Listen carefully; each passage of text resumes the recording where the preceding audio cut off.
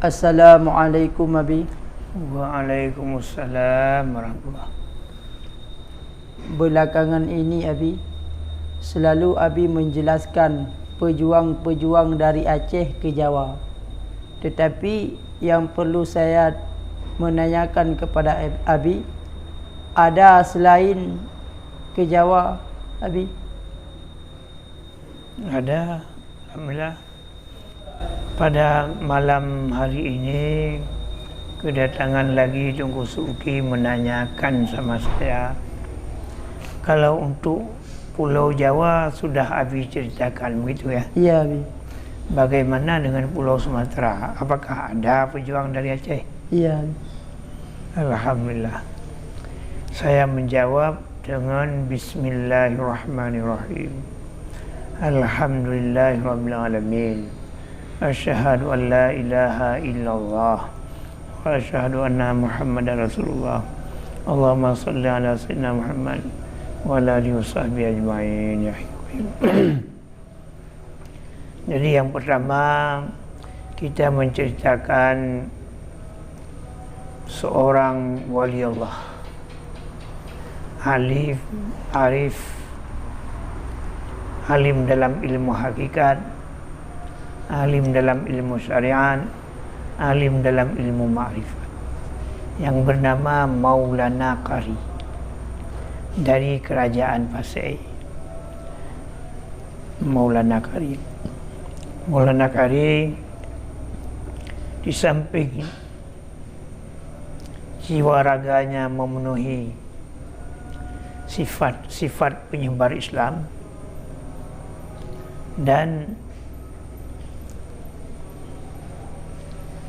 yang menyangkut dengan cara-cara penyebaran Islam, tentu saja lebih paham dan mengetahui, karena dia seorang yang arif, yang bijaksana.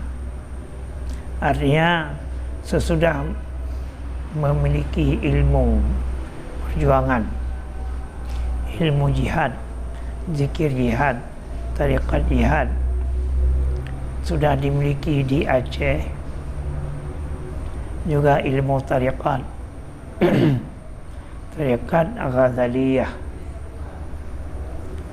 Kemudian dia dititahkan oleh kerajaan Pasai untuk mengembangkan Islam di daerah Jambi, di daerah orang yang berbahasa Melayu, daerah Jambi.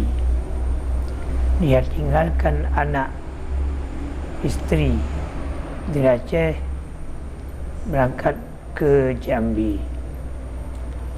Akhirnya dia memperjuangkan Islam di Jambi dengan membuat suatu pesantren,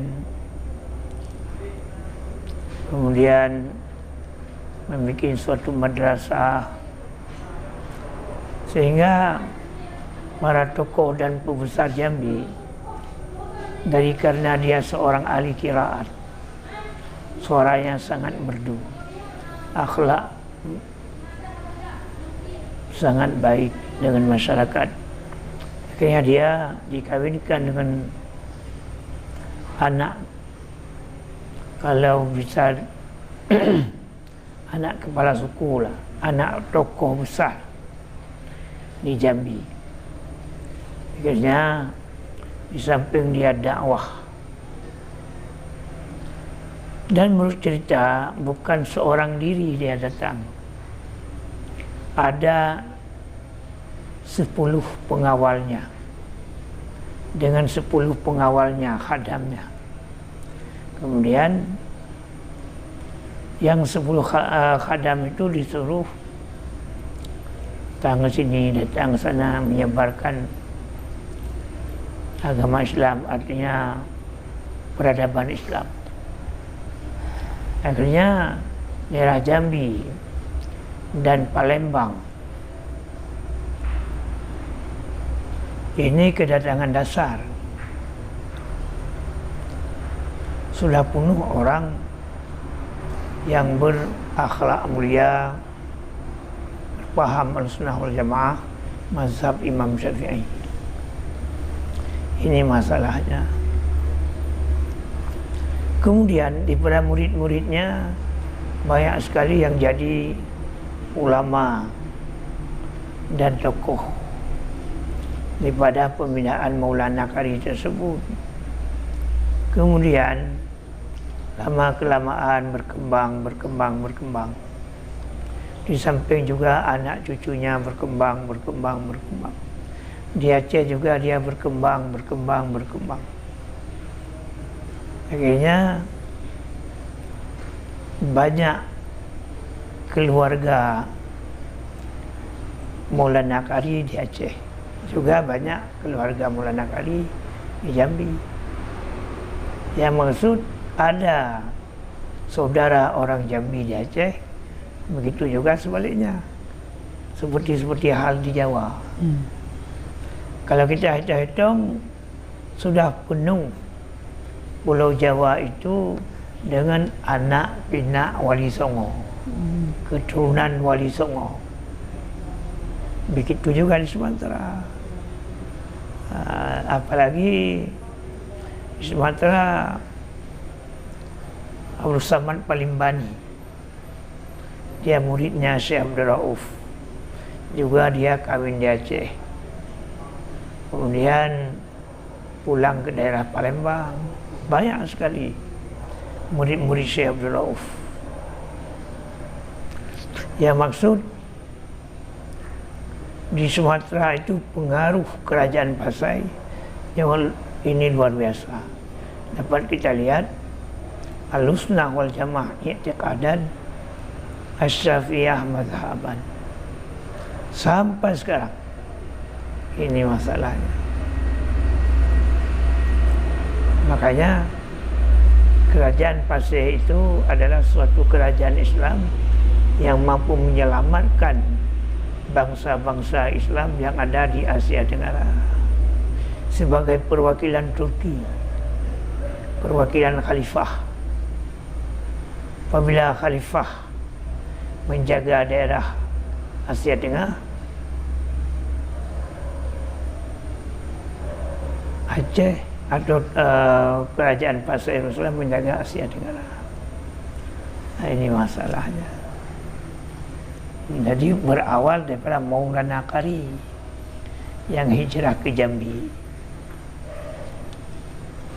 Nah, inilah satu penjelasan yang singkat, mudah-mudahan ada manfaatnya. Yang maksud bangsa Sumatera itu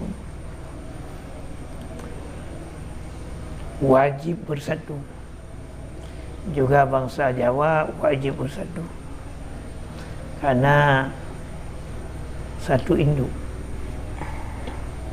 Inilah yang dapat saya utarakan. Ada yang lain? Enggak, Abi. Cuma itu aja. Ya, ada Allah wa iyyakum ajmain. Dan di samping dia juga, di samping mengembangkan syariah Islam yang bermazhab Syafi'i, kemudian dia selalu tidak lupa membawa bendera yang warna hitam sebagai mengambil sempena dan berkat daripada bendera Rasulullah. Ini masalahnya. Walaupun tidak dipacangkan, dibikin rapi, kemudian dilipat yang rapi, ditaruh dalam kalang musuah. Inilah adanya. Assalamualaikum warahmatullahi wabarakatuh.